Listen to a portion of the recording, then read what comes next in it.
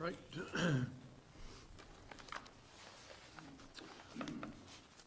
So, I will call the meeting to order. It's 7 o'clock. First order of business is the minutes of February 5th, 2019. Is there a motion? So moved. Is there a second? Page 1.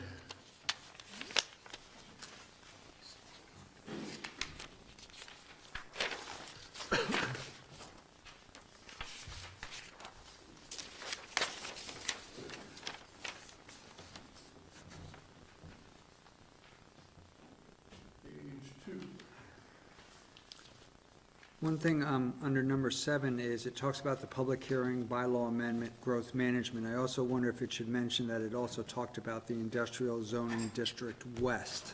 That was also part of the public hearing. It did indeed. Minor compared to the other discussion, but nonetheless part of it. Yes, absolutely. It was. It was industrial. Matt referred to it as the industrial zoning district west. And then under number 8, ditto. Yes. I guess, actually, I take it back, it doesn't need to change. It's fine the way it is. Pardon me? Number 8 is fine. Yes, I believe so. The bylaw amendment, well, actually, we postponed the action on both of them. Both of them, right. So I think it's fine the way it is. We'll just add the word S. Oh, to amendments, okay, yeah, sure, Yes. yeah. Anything else on page 2? Page 3?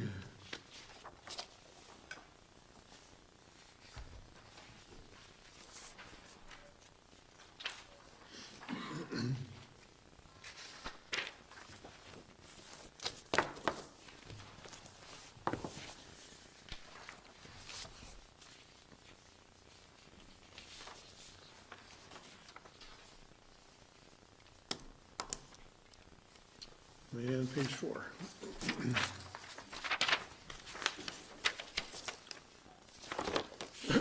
Hearing no other comments, all those in favor of approving the minutes of February 5, 2019 as amended, say aye. Aye. Aye. Any opposed? Terry abstains. Abstains. This is the time for public comment. This is a chance for anyone in the audience to talk about anything you wish to, whether it's on the agenda or not. Is there anybody who wishes to make any public comments tonight? Seeing no hands raised, then we can go on to the Champlain Water District report. And Jim and Joe and Liz, are you all going to be up with us?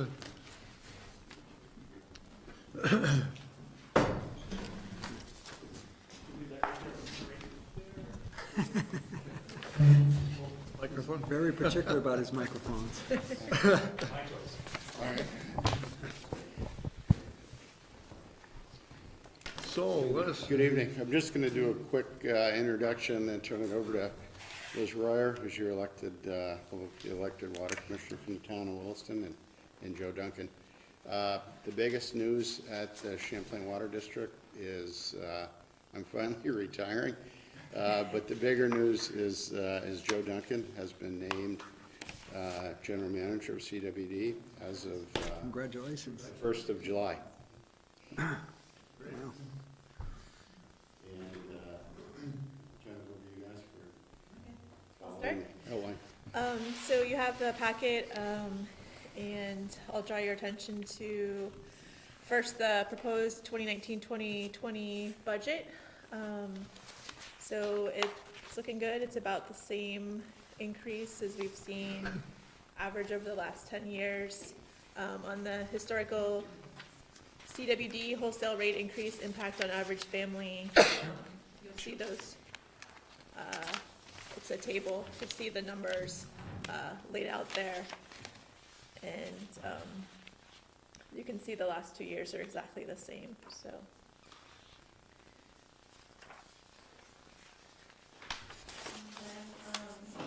page, I think it's the next page. Yep, Yeah. it is. Comparative retail water rates. So this was a survey just compiled in December. This is looking at water, drinking water rates around the county. You can see that we're right in the middle.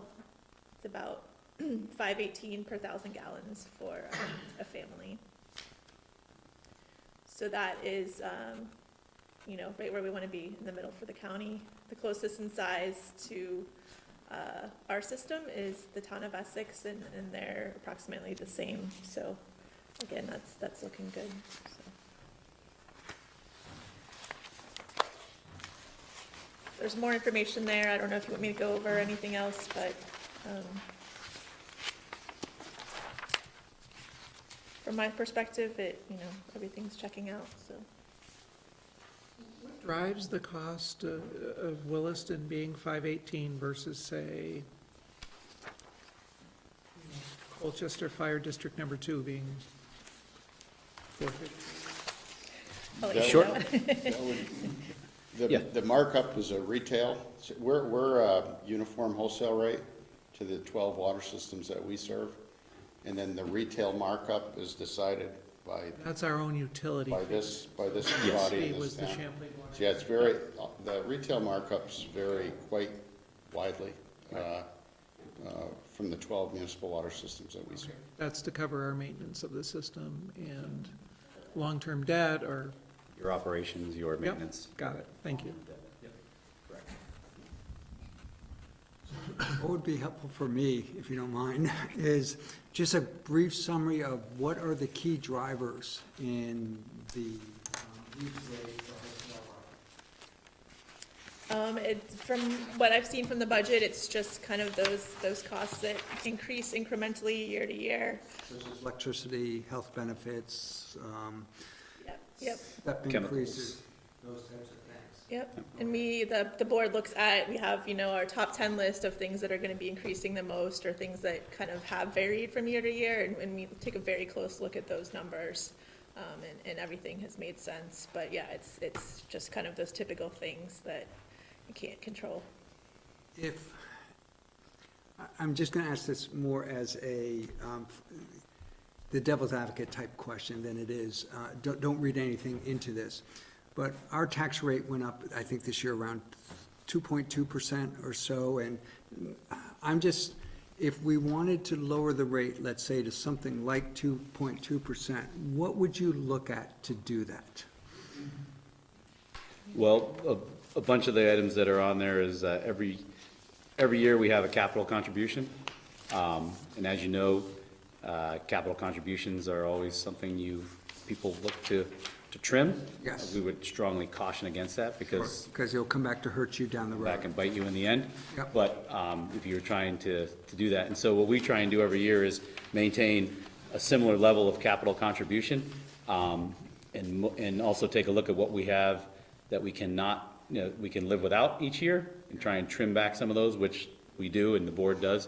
But then ultimately, we sit and take a look at what are the things that we can't control, chemical costs, our bill for our electrical usage rates, as well as employee insurance, those types of things. And so what we try and do is, as a board, set a goal of somewhere in the 3% range to continue to maintain the level of service and that we're looking to provide both today and long-term, as well as balancing those increases that are, I think if you probably took a look at what the increases are, and you probably know similarly in your shoes, you're not looking at a 2.2% increase in actual costs. You're looking at something greater than that, but you're trimming it back to get to a 2.2%.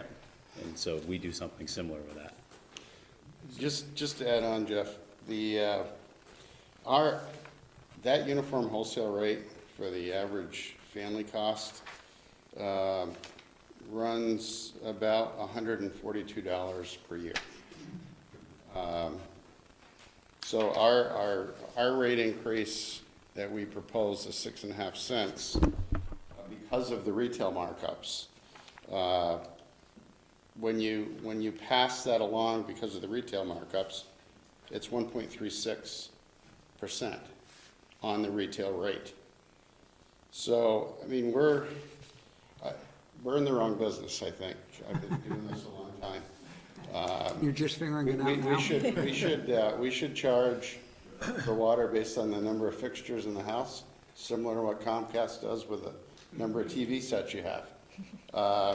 Because we're charging per month, basically what you're paying. We're charging per year what most utilities are charging per month. Rick must get together, because he does this every year. There's the too. handbook. But it's, for the quality of water that we're supplying in the optimized treatment, and, you know, the first in the nation Excellence Water Treatment Award, 20 years now we've been maintaining that criteria, and it's reviewed every year. About 400,000 pieces of data are looked at every year to maintain that status. Best tasting water in North America, like 3 years ago. There's a lot that goes into this price, and I think to not set money aside for capital and anticipate. You read a little bit about our pipe integrity program. Yes. We try to be very proactive, not necessarily with just the quality of the water and the public health protection, but the aesthetics, the taste, the infrastructure, everything imaginable. Our municipal charter is for drinking water, and it's great because we've got one purpose, one mission, and we try to be pretty proactive with that for $142 a year per family. Okay, good, thank you. Is there anything new, other than the capital projects you talked in here about, and we know about one very well, is there anything new employees, new equipment that isn't, or not really? No, Okay. when it comes to capital projects, there's obviously some new projects, but one of the things that we try to do when looking at the budget is the timing of the projects that you see that have occurred over time and will continue to occur over the next several years is we've got debt that's falling off. And so we've been trying to time our infrastructure improvements with that debt that's falling off so that we can incur similar or less than amount of debt to not impact the rates. So part of our long-term strategy for maintaining our infrastructure is looking at the necessary projects that we need to work on and identify them in a timeline that matches up with our debt service. Okay. So, you know, we're actually kind of going in the other direction of, you know, not necessarily adding staff or adding resources, but trying to use the staff that we have now and the resources that we have put away to look at asset management programs. We have a tank maintenance program that for all our steel tanks, we have them under contract. We have a fixed price for that contract, and we know where that fits into our budget. So we're not exposed to some of the hiccups, and they have full maintenance responsibilities for those tanks so that we're not into hiccups of having to all of a sudden put a tank out for some rehab and take a blow in our budget to deal with that. You probably might have read in there, we have a new effort that we're undertaking of looking at our pipes from an asset management strategy. We are fortunate enough, knock on wood, to only have 9 to 10 breaks in the 40-something history of our system, which is probably somewhat unheard of. But we're watching our neighbors, our serve systems pipes experience issues, and they're slightly older than us. And so it's possible that we may be in that same condition. So what we're trying to do is understand that anything that we can do now for cost avoidance, as well as long-term infrastructure maintenance, providing the level of service that we need at the minimal cost will help stabilize the budget that we're looking at, so that every year when we come to you to present any kind of increase, that increase is really a function of the economics of the year, with some sort of response to what the cost of living is and the cost of services are, and not some drastic change to you so that you get hit with a large number that no one's expecting. So as much as 3% may sound daunting, and I realize you guys are in the 2-ish range, which I appreciate, by the way, as a Yes, it's- we do our due diligence to make sure that we are putting money aside to maintain those things. Okay, good, thank you. Then my last question, I don't know how to, I'm going to give it a name, but it's going to be, it appears Global Foundries is doing a good job of water efficiency. I'm looking at the chart you provided for annual water sales. And, 2000 was a banner year in terms of water sales. Then it's decreased drastically down to about 2010. I assume a lot of that had to do with Global Foundries. And my question really is when you had a large user who has, the good news is they've been able to significantly cut their water use, but that has an impact on the rest of us because that large user is no longer buying as much water. Is there much of an impact of that on us, the town, and our wholesale rate? Currently, not so much, but definitely back in the, what was it, 05, 06, 07 timeframe, as they were dropping, there was a shift in how, because we are a per gallon, per 1,000 gallons sold rate. So obviously, if we don't have as much water sales, we don't have as much revenue. Right. So a couple things that are going on is we do have our capital reserve that is set aside, hopefully for future capital, but it is also there in case Global does take a turn in its usage. But then obviously there would need to be a long-term strategy. As it did, that'd be a short-term buffer. You'd have to take a look at a long-term strategy, but based on where we are today, they are generally stable, if you will. Obviously, there's nothing guaranteed. There's a lot of unknowns over there. There's not a lot of talk when you talk to anybody about how things are going, but at the moment, things are stable. But we have tried to buffer that with our capital reserve in case it did take that turn. Thank you. That 11.26 year, that peak, Yeah, IBM at the time was approaching 5 million gallons a day. Unfortunately, that decline, they got at one point in time really close to 2.5 million gallons a day. Right now, they're about 3.4 million gallons a day, have been somewhere between 3.3 and 3.5 over the last 10 years. But whether you looked, if this chart went back to 1973 when we started, any year that we went up or any year that we went down, the 80-20 rule applies. Most, all of our increases in the past, 80% related to industrial water usage at that site. Same with the declines over the years. They shifted a lot after 2000. They were gearing up. Rick may remember the Fab 2000 talk when Vermont was one of the finalists for an expansion that went to New York. But, and then once the investment was made in New York, a lot of manufacturing horsepower and capacity, I think, went to that new site and declined, if you will. I kind of look at it as the chip manufacturing capability per square foot of fabricator that they have over there. So they've been very, very consistent for the last 10 years. thank you. Other questions from members of the board? I have one question. It's not in your written report here, but it was in your manager's report to the board, your board. The final numbers for the storage tank in Williston. Would you mind, if you have those, would you mind sharing those? Yep. Yeah, and that is, it did wind up making it into your summary. And so we underran, we actually should probably put the actual totals of everything in here, but we underran everything on the town side by about $225,000. Underran, we were under budget. You were under budget, yeah, Yeah. under budget, sorry, yeah. Under budget by 225, we were under budget by about 36. So as a whole, we were about $261,000 under budget for that project.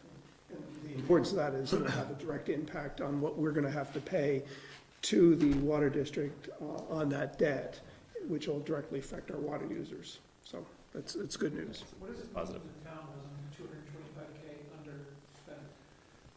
What We, spending We had a budget of, I want to say it was about $1.5 million for that project.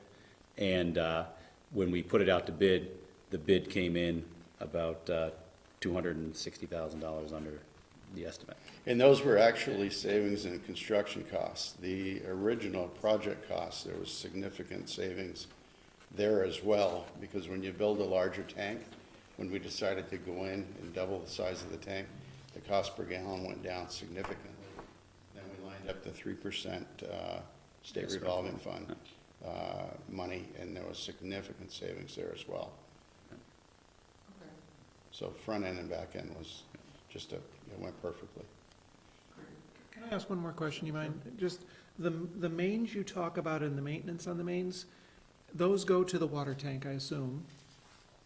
There are, yes, that's part of, Most of the infrastructure in the town is town-maintained and owned?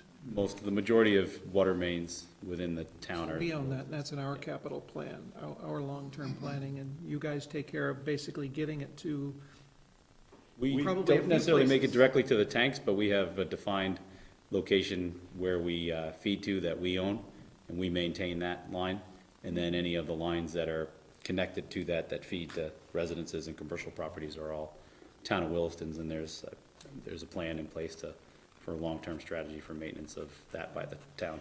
Countywide, we probably own CWD wholesale transmission, the larger mains, probably 54 miles, maybe 10%. If you took all the distribution systems of the other 12 water systems, 600 miles. yeah, it gotta be 600 miles or so. Yep. A lot of pipe, a lot of hill and dale, if you will, in Chittenden County. It's also important to note that that new water tank now is owned by the water district, and they're responsible for maintaining it, not the town. Yeah, that was a really good project for those of you that aren't familiar with it, there's Tower Lane, which is, I guess, no more Tower Lane, because there is no tower there anymore, but, that elevated storage tank, was a bit of a maintenance challenge, given that it's elevated, the underside would be exposed to a lot of condensation, a lot of wear and tear, and metal wear and tear, and a lot of paint, required to maintain that at a very steep price. So when there was an opportunity for the town to look at additional storage, we were happy to work with the town to, as Jim said, lower the cost per gallon by making the tank a little larger and eliminating that tank from our long-term maintenance program. So we were able to reduce the capital outlay by the town, and also able to reduce the long-term management requirements of that tank, which would have been spread across the entire county, but Williston would have been a portion of that long-term maintenance of that tank. So offsetting that was a win-win for everybody. hardly knew they were there when they were, I mean, I live pretty close to that. And they constructed that you could barely tell anything was going on. It was a little impact, same with the tower coming down. I was hoping to see that, actually, but Yeah, you had to get there quick. Yeah. it came down and it was gone. Hours almost. I may be the only one, but I miss that landmark, especially when you pass it on the interstate and, It's easy to tell people when you see the tank. right, exactly. How many employees do you have? 35 employees.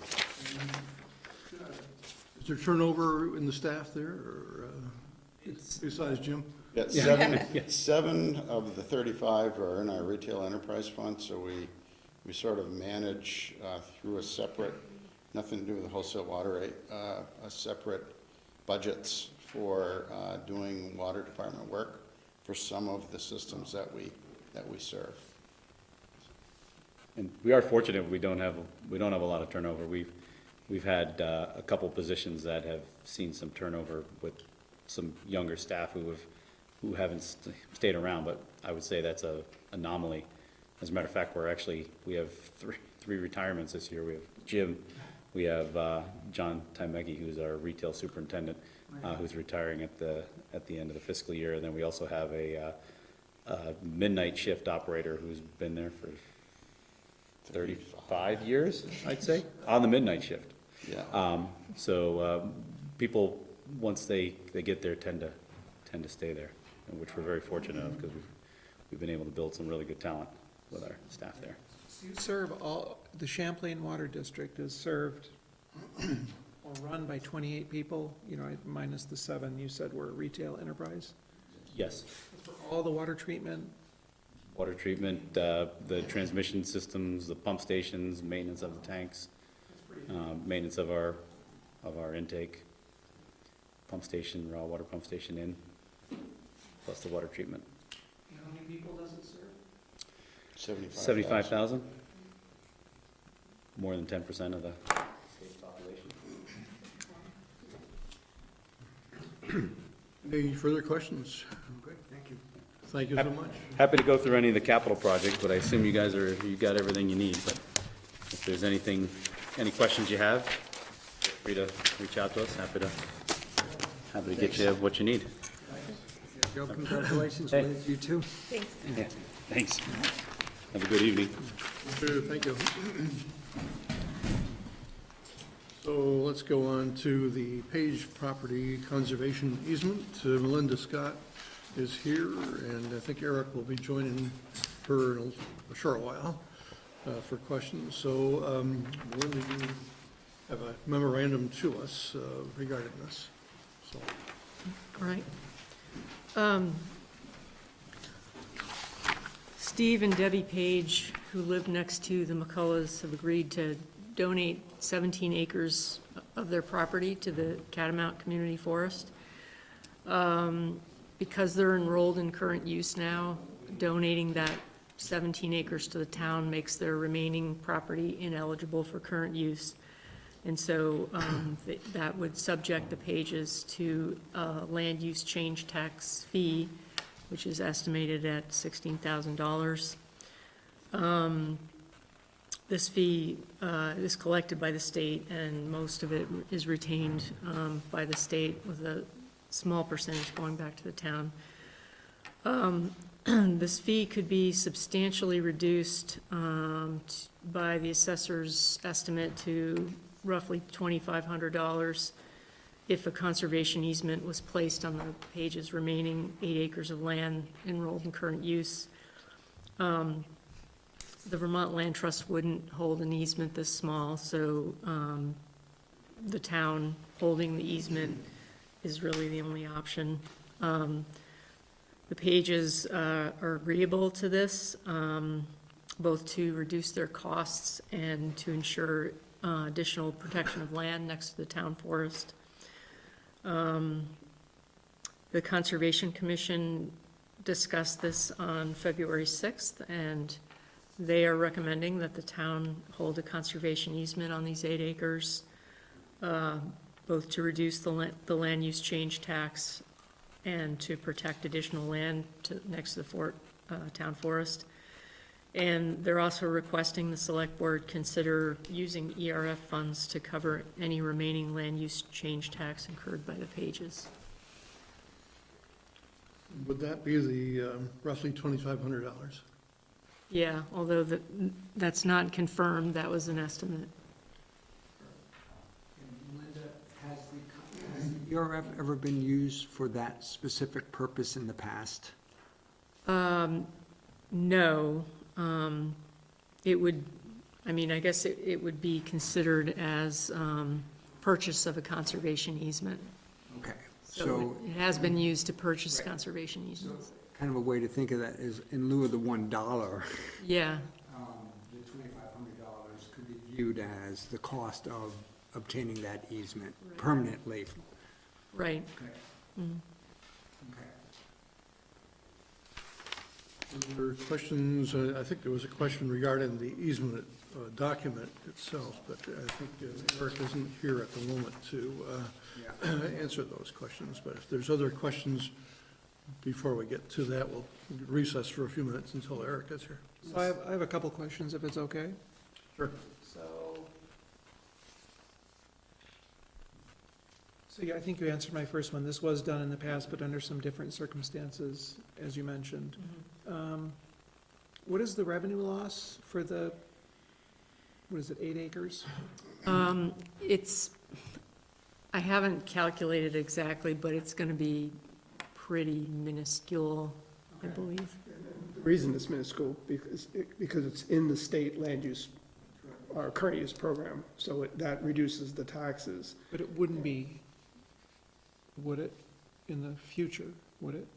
If they took it out of, or if, by the fact that they're donating, whatever 17. number, 17 acres, that this remaining 8 acres would then be taxed at a much, much higher rate. So. Even though it's ag, it's just trying to get a feeling for what that number would be. And I know they're donating the 17, and the 17 they're donating, remind me, Melinda, is it actively part of the town forest, in other words, part of the trail system, part of, Yes, it is, yeah, so it will be part of the trail system, so it's actively going to be useful? right. Okay, And in fact, on this 8 acres, there is a trail that goes through, at the top of that, that's also part of the trail system in Catamount. so we do have access to, because it was a little unclear from the at least the original easement that I reviewed, whether we actually have access as town forest users to the property for recreation, because it seems like the property includes barns and orchards and other things. Yeah, so the only place we would have access is through this, is along this trail easement. So it's actively a farm ag area. Yeah, I mean, he's got a barn, and I believe the barn would be in the excluded 2 acres. And there's some solar trackers, I think, I'm not sure what else he uses the property for. So that kind of leads me to my main question is, are we creating a situation, and I know they're donating or giving us land that will be part of our town forest, but are we creating a situation where we're providing some preferential treatment here? They're actually using the property, right? That's, the 8 acres is in use and feels a little bit like a farm, like an ag farm. And do we, are we creating is there a legal opinion on this? Is the town attorney, is he or she, I forget, concerned with that situation? He didn't express any concern about that. Linda, could you clarify, are they in current use because of ag or because of forest? I believe because of, I believe it's forestry, but Okay, so, I'm not- because I don't think of the Page's property as ag-related sort of at all. I mean that yeah, negatively, I just, I was just reading, this is the first time I saw a picture, so I was reading the easement and the things that were in the, Yeah. what is it? and if I interpreted, Permitted uses. if I interpreted this correctly, the issue becomes if they pull the 25 acres out because they want to sell, or they want to donate 17 to the town, there's 8 remaining. That 8 is too small to have enrolled in current use. yeah, that's correct. And thus, the tax increase would be, it would go from whatever the tax rate was in current use to whatever the tax rate was as residential property under the town municipal tax rate. Would it be residential? I assume so. Is that the way they tax? I think it's, well, to the best of my understanding, it would be the 2 acre home site, and then the rest would be taxed as excess land, but I'm not really sure about that, so I don't even want to say. Right, but it couldn't be in current use anymore because it's too Right. small. Right, and what results from that is this one-time fee of like $16,000. So maybe that's the bigger issue, it's the one-time fee Yeah, versus the ongoing tax rate, because again, you have a homestead that's 2 acres and maybe the other, well, and that's actually outside the 8, right? yeah, The home looks outside the, Yes. so this would be access or some other, probably a low-fee structure. And again, my question would be just, are we creating a special situation that we can't defend? So that's my concern. Well, did you see any issues with, in the easement area, the 8 acres? There's a driveway, you mentioned the solar trackers, use of those, whatever you call those, improvements, that, is there any issue with those improvements on the Page property and the conservation easement? No, I don't see any issue. I think it's probably similar to the conservation easement on the Catamount property. There are certain improvements like a barn and, you know, a ticket booth and a parking lot and trails. And as the easement is written, it permits continued use of what's there. It just doesn't permit subdivision or further development. Yeah, If we do give a conservation easement to the other 8 acres, do we, I don't understand the mechanics, do we no longer then collect the regular taxes we would for the others, the 6 acres or the 8 acres? It wouldn't, I think it would be taxed differently. Yeah. I guess the believe so. difference in that would create the situation, what would be preferential versus, and I think the 16,000, in exchange, it seems like an exchange for giving the 17 acres to the town for the town forest, maybe that could be, because that comes at no cost to us, right? Or $1. Right. well, I think it'd make it very difficult for I don't want to speak for the Pages, I don't know, but I could see where it could make it difficult for them to feel comfortable donating the 17 acres if they knew they were going to be hit with a 16,000 tax bill after they made such a great donation. This was news?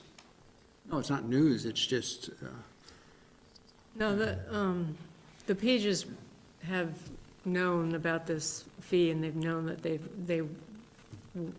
they would be responsible for this fee. So it's not, they didn't come to us asking for the conservation easement.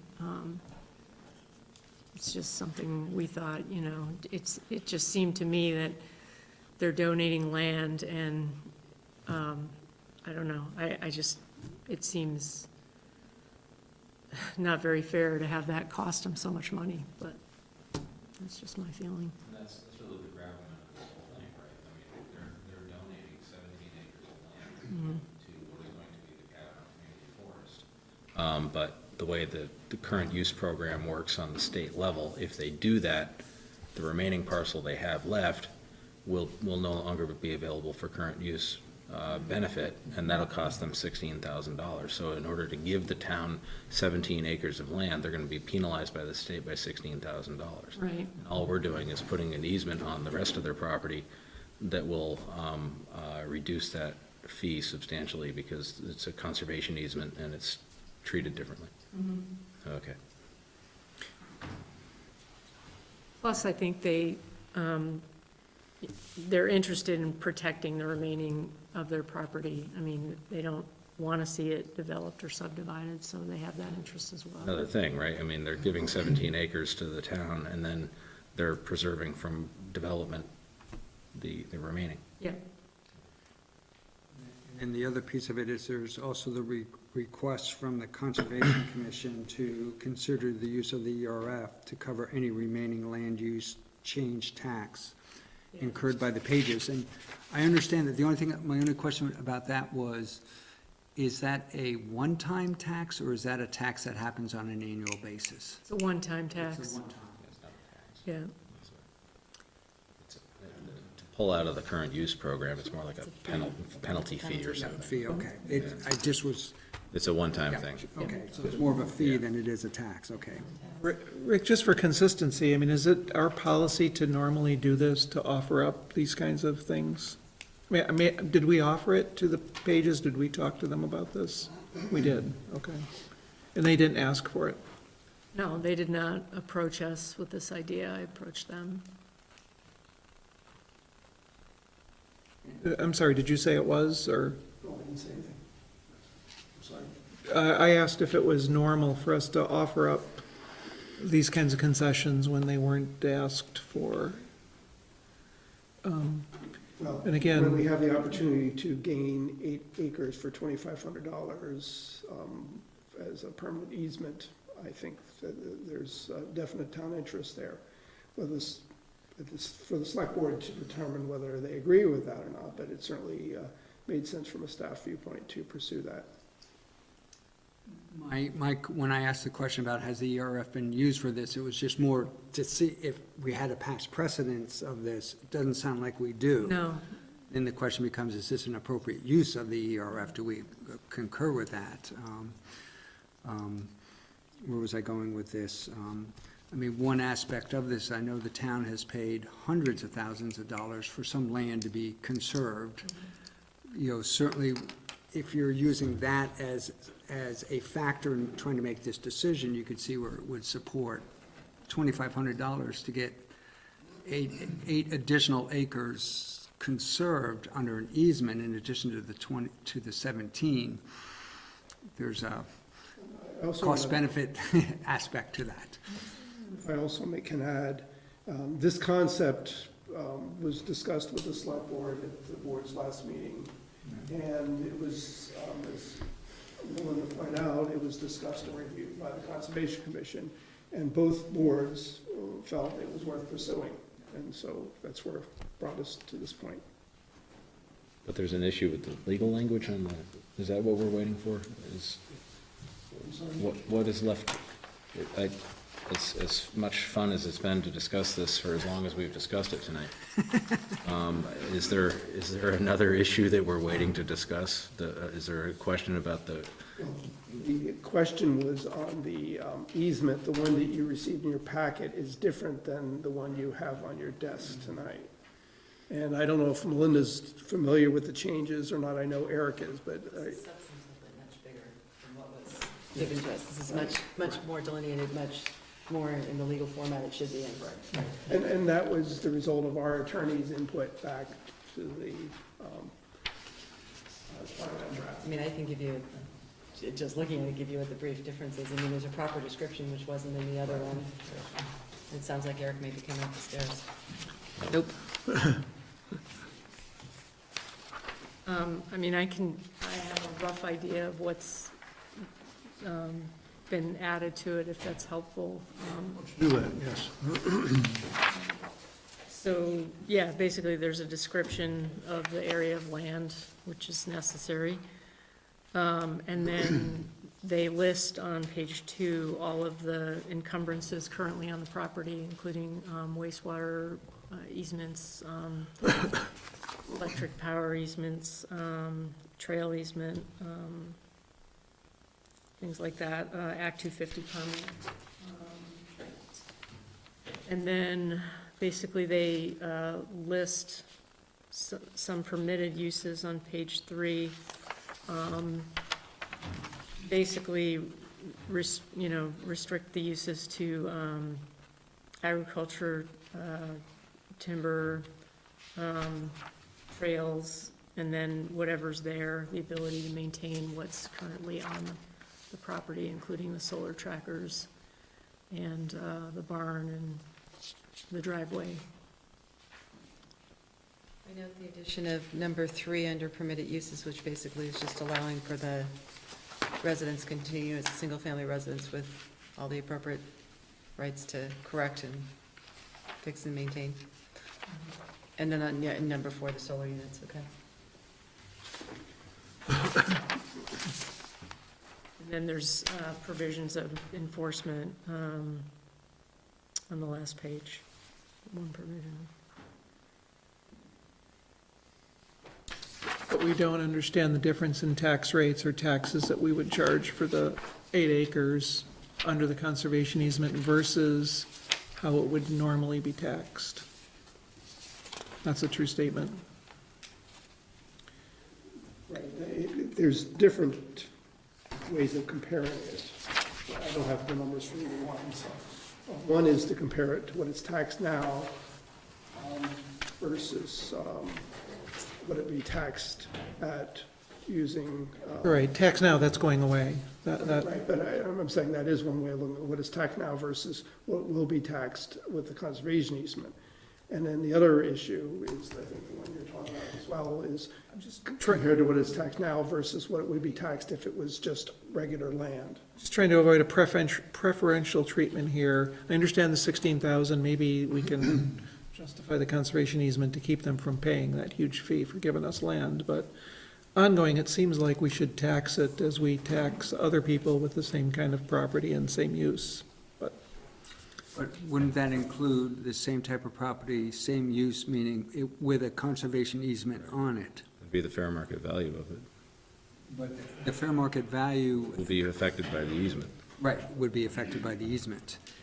And is, I'm not worried about it, but maybe it's a good idea to get this information. Rick, could we get this from I can ask listers or our assessor for that. our assessor for that? Yeah. So there's two separate questions. One is the accepting the easement. And the second is whether we want to offset the cost. And I Correct. Don't believe that we need to answer that question tonight. I think it would be nice if we could answer the question about accepting the easement. But I think what I'm hearing is there's some interest in knowing what the tax implications are, whether we accept the easement or not, you know. If we don't accept the easement, what does that mean in terms of the taxes Yeah, versus? My impression is that the property isn't going to be developed because the Pages don't want it developed. They own it, they live on it. It's probably will stay that way forever as long as they live or their ancestors live. I think so forever. I understand, Except a permanent easement. yeah. It's a good point, but I just think, that's my only concern. I don't think it's bad information to have, to help us make a decision. Personally, I don't think it's going to sway me, but it's not bad information to have. So is it the consensus of the board to put this issue off until another meeting at this point? Yes, but Melinda, before I answer that, is there any repercussions to us waiting to the next meeting and we have some more information in making a decision on this? Yeah, the only time-sensitive thing is that if the land use change tax fee is to be substantially reduced by that, it means that the town would have to hold the easement before the closing of Catamount, which is, I think, scheduled for the third week in March at this point. So just with that in mind. Our next meeting is when? March 19th, Oh, gosh, okay. third week in March. What day, I hadn't heard this closing, what day is that? We don't know yet, but sometime during that week. Well, yeah, well, we can work something Or out. Thursday. We have to have a special meeting of the board. As I say, I'm actually fine with this the way it is. I just was kind of getting a feel. Terry, do you have? I have no problems with accepting the easement whatsoever. It would be nice to have Will a the, motion be in order then? a motion is always in order, sure. I'd move to accept a permanent conservation easement to the town from Steve and Debbie Page. Second. Is there discussion then on the motion? This is a separate issue than the actual, using any town funds to, Yes. okay. Any further discussion on the motion? Sorry, could you explain again, because I want to make sure I understand what I'm voting on. As I understand, well, there are two separate issues. One is whether or not we accept the easement. Yes. The second one is, if we do accept the easement, is the town, separate and apart from that, is the town going to authorize payment of town funds to make sure that the Pages don't lose money by giving us an easement and giving Catamount these 17 acres? So this puts me in a little bit of a precarious position. Let me explain for a sec. I would prefer that we had the tax information before we make this vote. But I also am strongly in favor of the easement. I doubt the tax information will sway me. So I'm left in that precarious position. Do I vote yes, because I want to support this, or no, because I don't have the tax information yet. But I'm swayed by, I am supporting the easement, so I just want to explain why I'm voting yes. The tax information, it seems to me, is relevant to if, like, I don't see how there would be any possible preferential treatment relative to that. I mean, a lot of people in town have given the town conservation easements. I'm not worried from a preferential treatment standpoint, it just would be good information to have, especially if it shows there's very little tax But, I mean, liability there. what is the total grand list value of the properties that are subject to property tax in Williston? It's more than $2,000 or $3,000, as I understand it, right? It's multiple hundreds of millions of dollars. I'm not worried about the tax revenue being lost to the town. So if that issue isn't there, then the only other one would be preferential treatment, which again, I don't consider this preferential treatment. I don't either. Because it's taxed at what the fair market value is. If there's an easement on it, that it impacts fair market value, which impacts the tax. There's nothing unfair about it or preferential. Okay. Yeah. All right, I didn't understand that either. Okay. Is there any further discussion on the motion? Hearing none. All those in favor of the motion say aye. Aye. Any opposed? And any abstentions? So we've taken care of that. We're waiting for Matt to come in to talk. Do we want to discuss the second issue tonight, the ERF? I think we want to have the information that you were requesting. Wait for the information for that, okay. Before we tackle that one. So we're waiting for Matt to come in to talk about the bylaw amendment. We discussed it at length 2 weeks ago when we had the public hearing, and there may be some questions the board has regarding it for Matt, and he's written the memo, I think, on the high flyer issue that we talked about a couple of weeks ago. So perhaps we can go to the manager's report before we go to that. Okay, it isn't a particularly long report. So I can talk really slow if you want. The one item of note in my written report that I wanted to touch upon is the fact that we have in fact hired a new finance director. Her name is Shirley Goodell-Lackey. She starts a week from today. And actually, she'll be starting sooner than that in effect, because she already has a meeting set up with Jennifer to go through a bunch of issues. And of course, as you know, she, or maybe you don't know, she's been attending a lot of the select board meetings where the budget was talked about. And she's also a town resident. She has been working for the past 20 years or so for St. Michael's College in the finance office. She is a certified public accountant, and we are looking forward to having her back on our staff and get back up to full strength in our office. So that'll be definitely something we're looking forward to. In the meantime, Jennifer is helping out continuing with some odds and ends, and that is the financial report, which I sent out late because she came in on the weekend, and so I sent it out right after I with her over the weekend. There isn't anything of particular note in there other than we're running ahead on revenues, which is a good thing, and we're running short on expenditures, in other words, under budget on expenditures somewhat. We continue to have an opening in both the police department and the fire department. I believe the fire department position is in the process of being filled right now. And we also just filled a position in the public works department. So in the public works department, we are up to full strength. It will be within a week or so. The police officer position still remains a challenge, and I know the chief is working hard to find a good applicant for that position.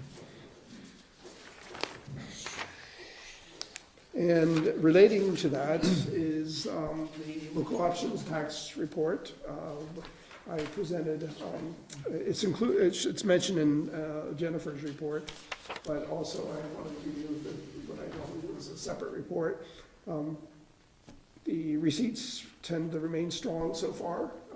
We're ahead of what we were last year at this time, both on the sales tax and the rooms and meals tax. And so we'll keep a close eye on it, and our next report will be probably sometime in early May, I think. I think there's a. So, as soon as we get that, we'll pass it along, but right now, things are looking pretty strong. I don't know if the state receipts overall are tracking the same way as these are. Sometimes there's a correlation between how well the sales tax is doing statewide versus Williston. I think that's true. I think the last, well, of course, the state gets their information every month rather than on a quarterly basis.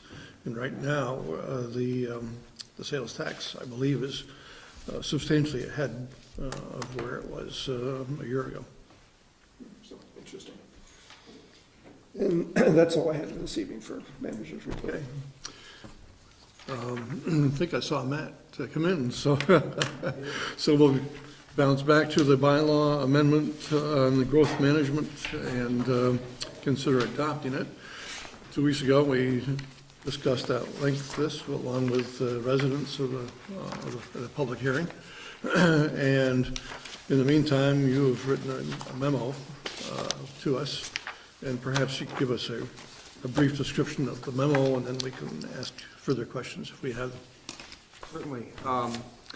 Good evening. So, under the discussion that we all had about the changes to growth management last time, one of the elements that received a lot of attention from the board and that this memo addresses is this concept of the high flyer project. So these would be projects that would score so well under the revised criteria that they would be allowed to proceed through subdivision review without competing for allocation in the yearly growth management process, and would not have to fit within the 80 unit per year cap that's otherwise established. So this would be the only way that you could develop a residential project in Williston and have it treated the way residential projects are treated everywhere else in the state of Vermont, because Williston's the only town that does growth management. So in trying to figure out what to recommend about just how beneficial, how much in service of the goals of the comprehensive plan would a project have to be to gain this exemption, the Planning Commission recommended a finding made by the DRB that a project was going to score 70 points or better on a 100-point scale. So one of the comments I heard from a board member was, well, gosh, 70's a C minus. That doesn't sound so great. So keep in mind, in Williston in growth management, 30 is a passing grade under this system, 30 points minimum to get allocation at all. There are actually a few exemptions from that. And the goal of the memo I prepared for you for tonight is to provide a little context about what that 70-point threshold looks like. So I selected a project in each of the 3 allocation areas. So there are separate geographic areas, the growth center, the remainder of the sewer service area that's not in the growth center, and the ag rural portion of town that's not on sewer at all. And identified, these are the 3 top scoring projects in growth management as it exists today, one for each of those areas. So we're talking about the Cottonwood Crossing project in Taft Corners in the growth center, the Northridge project in the other sewer service area, and the Michael Bruce subdivision in the ag rural zoning district. So each of these projects is the highest scoring project for its area, but as I've mentioned in the draft revisions to growth management, the criteria become more stringent, difficult to achieve points. These projects would not score as highly today under the proposed revisions as they did when they were scored by the DRB. And I think most critically, none of them would be high flyers as they were presented to the board and approved. So all of the projects would need some kind of enhancement. And broadly, the first thing is that high flyer is set up in the draft to correlate heavily to the town's energy goals. So today, the standard for energy to get incentive points in growth management is Energy Star. It's essentially understood as almost everybody's meeting it, and just kind of, those are essentially free points in the system. We go away from that to get a high flyer status, you need to score at the top of your class in energy efficiency, and this means all of the units meet the Efficiency Vermont high performance standards. This is a higher standard, primarily related to insulation, air sealing, thermal conductivity of your windows, things like that. So we're talking about thermally very energy efficient units. In addition to that elevated efficiency standard for the units themselves, the project needs to generate at least 3/4 of its projected energy demand on site through renewables, so generally wind or solar. There is an alternative to the 75% on-site generation that's proposed to be allowed, which is 4 days' worth of storage of demand for electricity on the site. The theory behind that is if we do have a system in Williston where we have wind and solar producing power, power essentially, in the absence of some kind of battery, has to be consumed as it's produced. And so what happens in the grid is when there's lots and lots of demand for electricity, we have to go off and buy it from essentially more expensive and dirtier sources. When you have battery storage, when there's lots of production happening, like a very windy day or a very sunny day, there's at least some opportunity to store that energy and consume it, thus consume it when you need it, thus cutting the tops off those peaks of demand and not having to go as far afield to purchase the dirtier or more expensive energy. So it lets you store more of your locally produced green energy, keep it in the town, and buy less from further away. There are things out there like in the grid, there are baseload power plants that are just there to kind of always provide whatever the demand is, and there are peak plants that are less efficient and more expensive to run, but they're really quick to turn on. And so those are the kinds of things that happen across the grid as power demand goes up and down. So storage, it's an emerging thing. We're seeing things like the Tesla Powerwall and even the use of your electric vehicle plugged in overnight as storage of power when it's cheaper. And there's some talk of the truly advanced smart grid of being able to feed back in. So you're not making anything when you're storing it, but you are allowing a much more efficient use of the greenest energy, because that energy tends to be produced on an intermittent basis that doesn't align with demand. So that's why storage is a possibility there as well. So then all of the three projects would have to make commitments pretty much 100% beyond the ones that they made in regards to energy efficiency and energy production to be high flyer projects.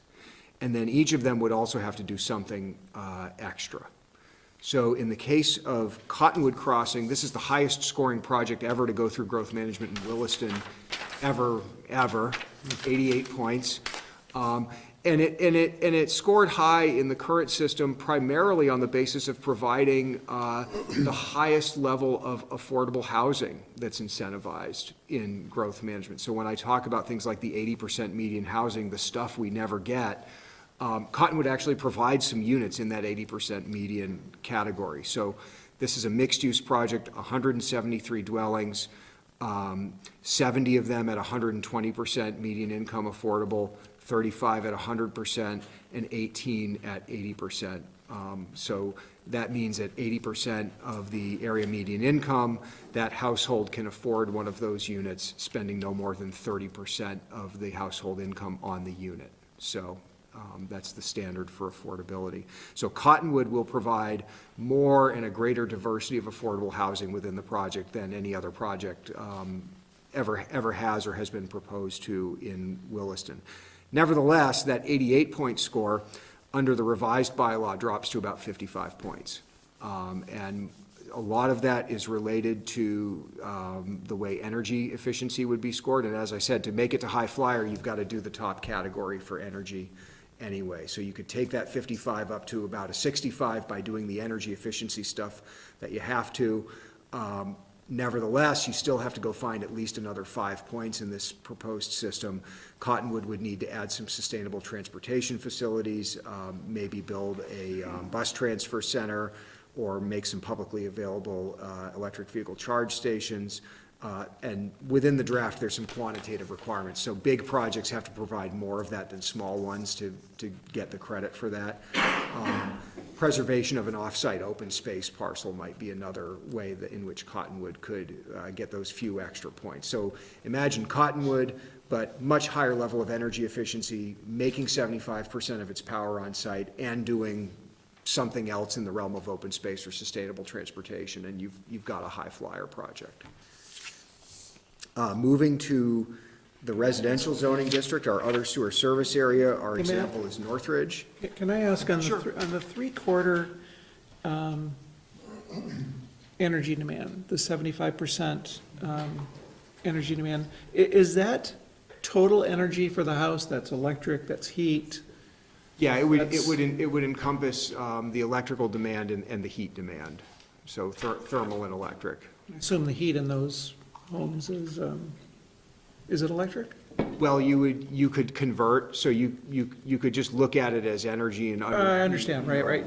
But we do think, if we look at the energy goals that are coming through in the comprehensive plan amendment the folks are working on next door tonight, transitioning to electric heat pumps and electrifying more and more of residential heating is definitely a piece of the state energy goals. So, you could say, well, we're gonna burn some wood and we're gonna burn some natural gas and we're gonna use some electricity, but you can turn all of that into kilowatt hours, and then we'd be looking for 75% of that in terms of the on-site production. And the storage, can I just ask, unless you're gonna come back to it later? No, go for it. On the smarts, I guess this concept, I understand the concept if you're generating energy. Or if you're, I know somebody who's building a home out in the sticks and they want to have a harder system so that if power goes out, as it does sometimes in rural areas, they're putting in like 4 Tesla power walls. I don't know how long that lasts and I understand that use, but this whole concept of putting in batteries, power walls, if you will, to claim efficiency is a little foreign if you don't have generation right there, and or you have some complicated system that can draw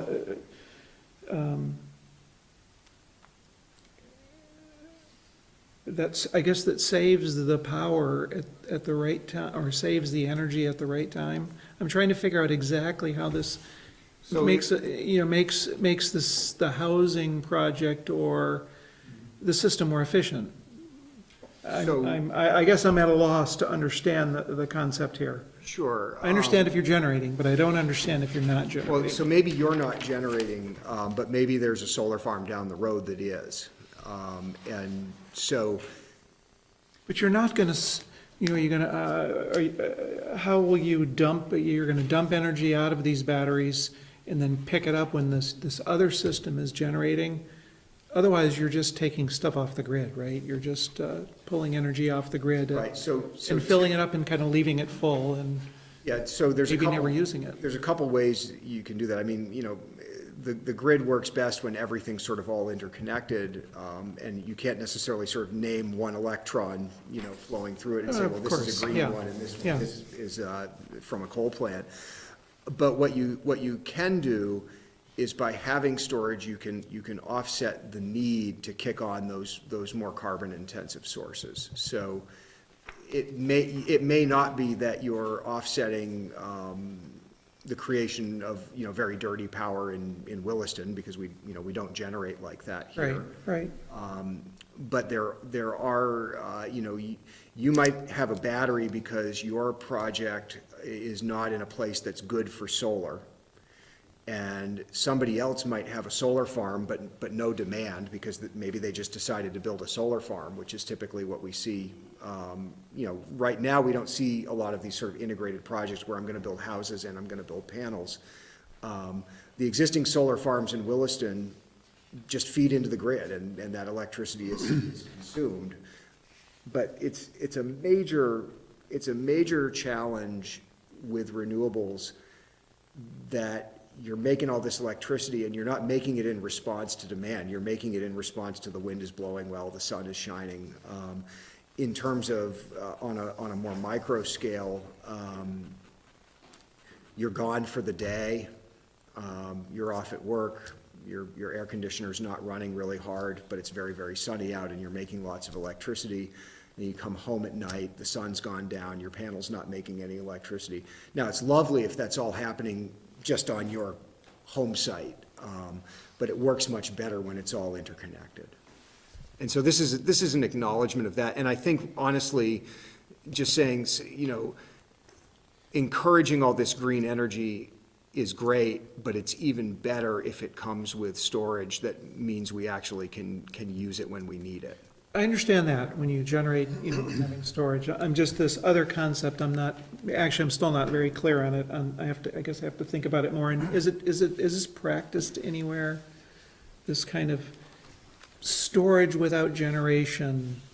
Well, I think, That, and providing some kind of credits or?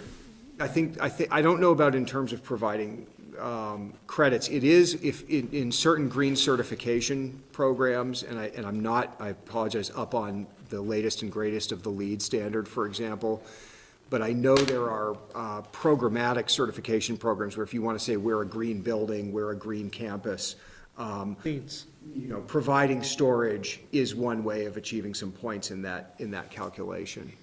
And I could see saving during one time and that, you know, during non-peak hours and then using it maybe during peak hours.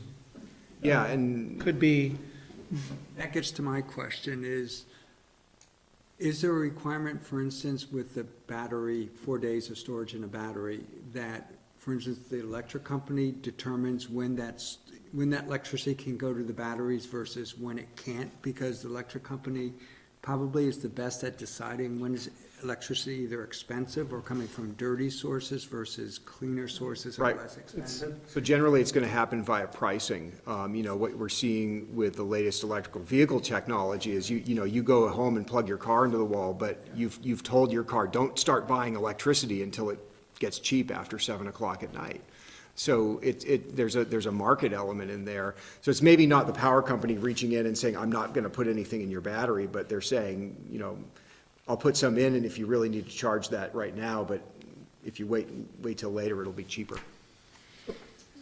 I think I understand. And the other question was, is there a requirement that the electricity that goes into those batteries be purchased as green electricity, or can it be any electricity? There's no requirement in this that it be, I mean, as zoning administrator, I have almost unlimited power, but enforcing that would be The challenging. king of Williston, huh? Go looking at your smart meter.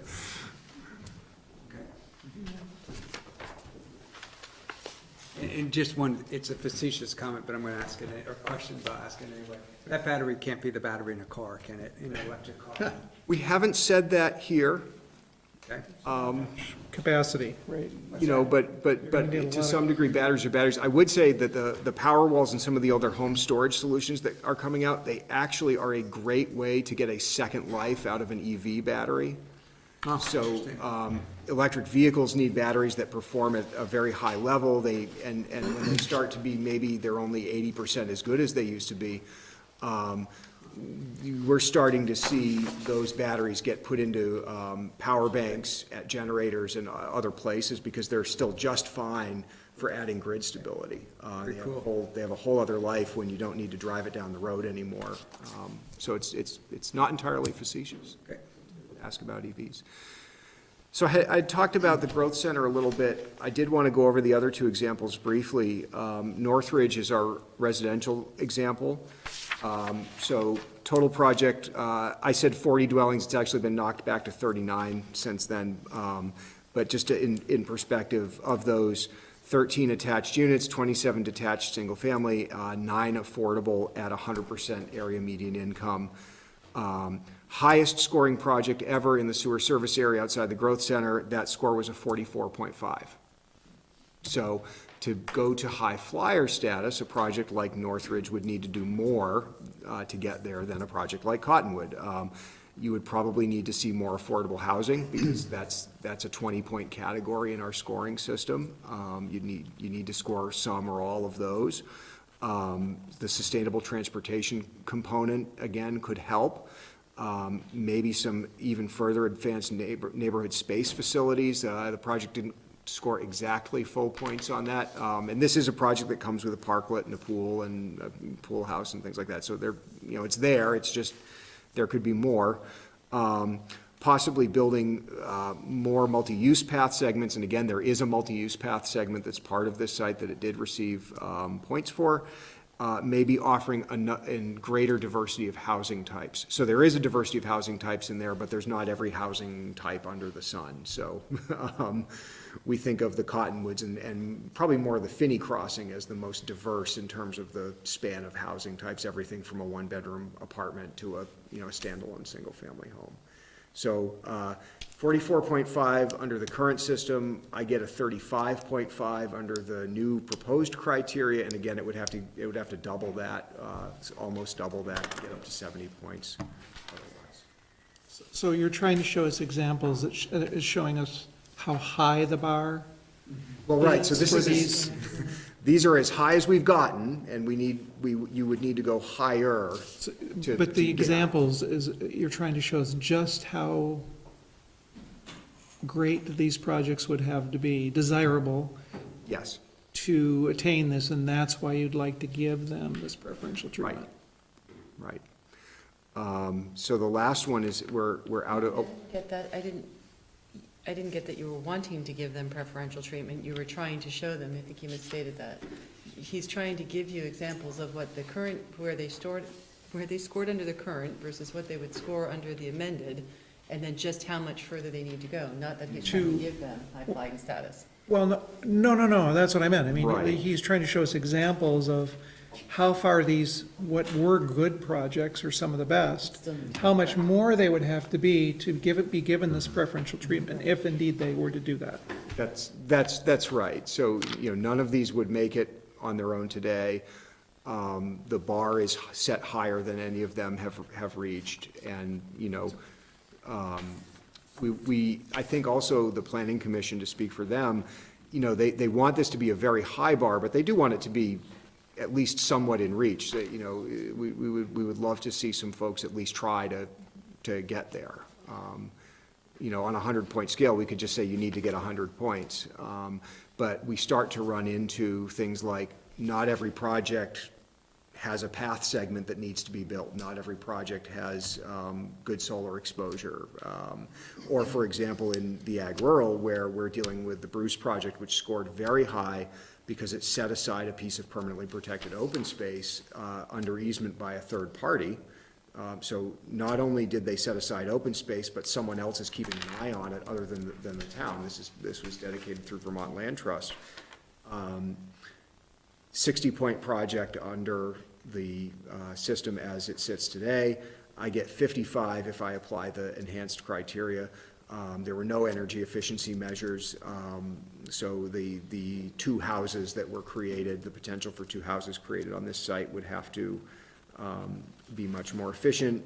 And then probably, it looked like the other way to add something to this would be either to do some screening or make one of the two houses perpetually affordable at probably 100% AMI. It's very, very hard for a project that creates fewer than, say, 10 dwelling units to do anything around affordable at all, because there's just not enough market stuff to subsidize it.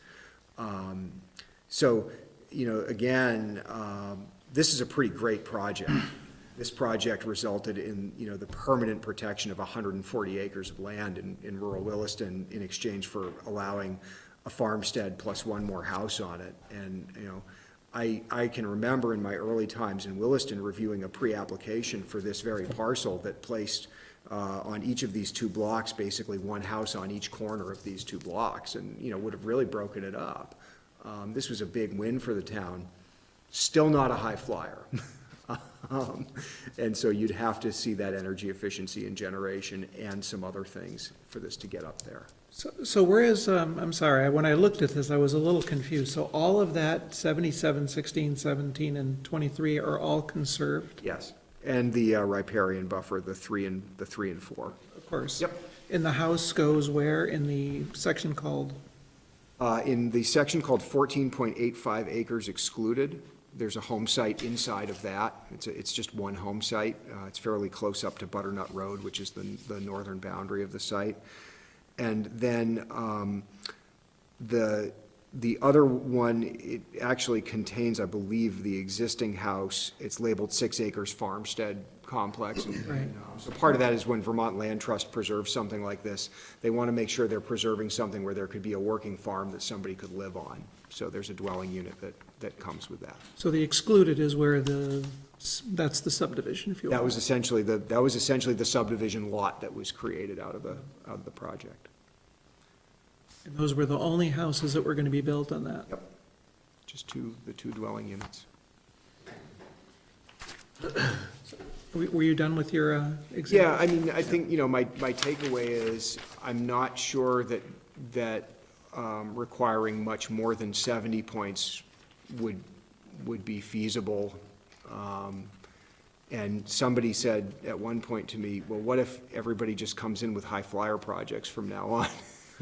So, well, number one, you'd have a lot of, really very good projects, but number two, you could revisit this and you could decide to, move the bar up higher because technology had gotten better, et cetera. Even under this change, though, we're not, the high flyer concept doesn't ultimately say whether the town is going to approve the development or not. It only says if you scored this high, you can build more units than what our growth management limits are per year.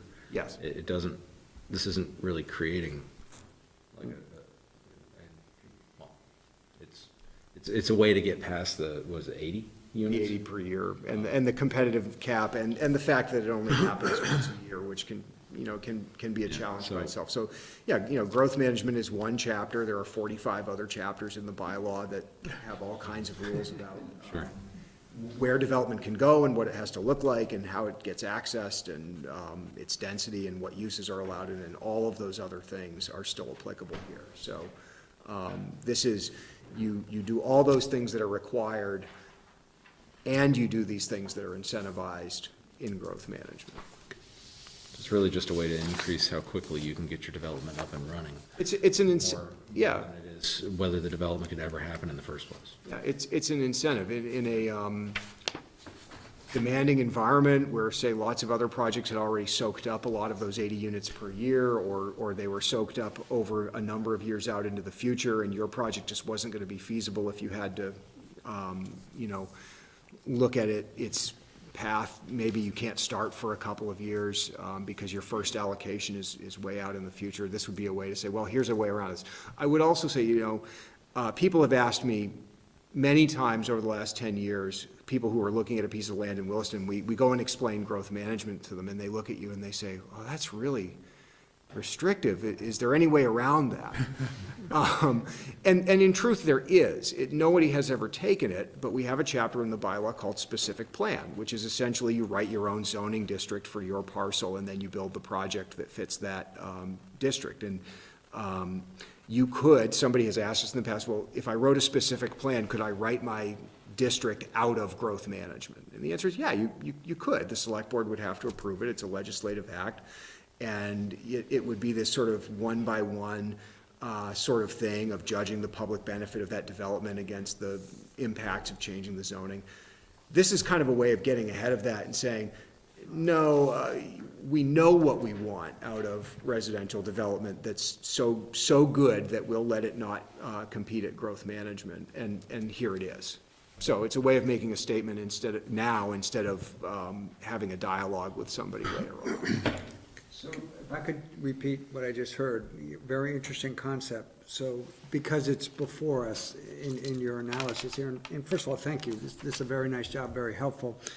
But picking on the Cottonwood Crossing project, they could come in and say, we would like to pursue a specific plan just for our subdivision.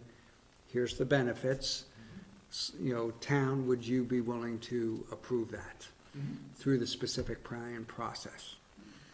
Okay, and so that, what I just stated was correct. Yes. Okay. And not a zoning district bigger than Cottonwood Crossing, but Cottonwood Crossing itself. Yep, you could write essentially a special zoning district. This is done all the time in lots of places. There, when I worked in Missoula, there were 56 special zoning districts in the city, you know, Swiss cheese. And doing it that way comes with a lot of challenges. It's a lot harder to maintain focus on your comprehensive plan goals. You're dealing with sort of this demand-based system. I would really view something like these amendments to growth management as a way of getting ahead of that and getting to say what you want long before the project is there, sort of trying to negotiate with you.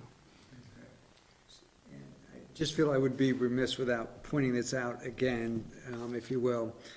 The liability, there's all the benefits to this, and don't get me wrong, this comment is not a statement against my recognizing that, but what could happen is if a Cottonwood Crossing were to go through this, score 71 points, we could see 173 plus the 80 being able to go forward in a single year. You could see that theoretically. Yes. Thank you, theoretically. I would say that the decision to offer something like this in growth management by the Planning Commission in part was based on looking at the map of the growth center and realizing that there are no more parcels like Cottonwood in existence in the growth center, nor are there any like Finney. None that are that large, that flat, that unconstrained. You know, so that's a piece of that, is understanding what's the remaining capacity of the town. What's the build out, if you will, of potential high flyers? You know, that we've had two very high scoring projects in the growth center is good. We step over into the RZD, which is, you know, no slouch. This is another place the town's planning for growth, right? We serve it with sewer, we allow 3 units per acre, and our highest scoring project is quite a bit lower than the bar for a high flyer today. And there's only so many parcels left. There are quite a few, but there's only so many left. And I think there's an element of if the town can encourage those remaining parcels to really fulfill the goals of the comprehensive plan via a mechanism like this, it's worth trying. There's nothing that could happen that could affect the services or, you know, town services adversely that we couldn't catch up to. Well, so the first part is, you can do all of this that you want in the context of growth management. You still have to have the sewer capacity to sell. And, you know, if this were to pass, when I come to the board in a little while with attachment A, I would probably be recommending that if you adopt a high flyer, that you set aside some sewer capacity to support it. We could come up with a number for that. Solely for high flyers. Solely for high flyer, just like you've done in the past solely for affordable or solely for, you know, job creation, that kind of thing. And there's an element there of, well, we can only run as fast as that very real limit allows us to run. I think in terms of some of the other services, you know, we think about transportation, emergency services, ability to do all those things. This plays in with the rest of the comp plan and bylaw that focuses growth and development into a very limited area that's very well connected with transportation infrastructure, that's arguably less expensive and easier to serve than if we were sort of sprawling all over town. And so the ability to serve this kind of growth is better because of where it is proposed to happen. My question is on when you say project at the beginning, the 75% power generation or the 4 days, is project a house or is project a Cottonwood Crossing?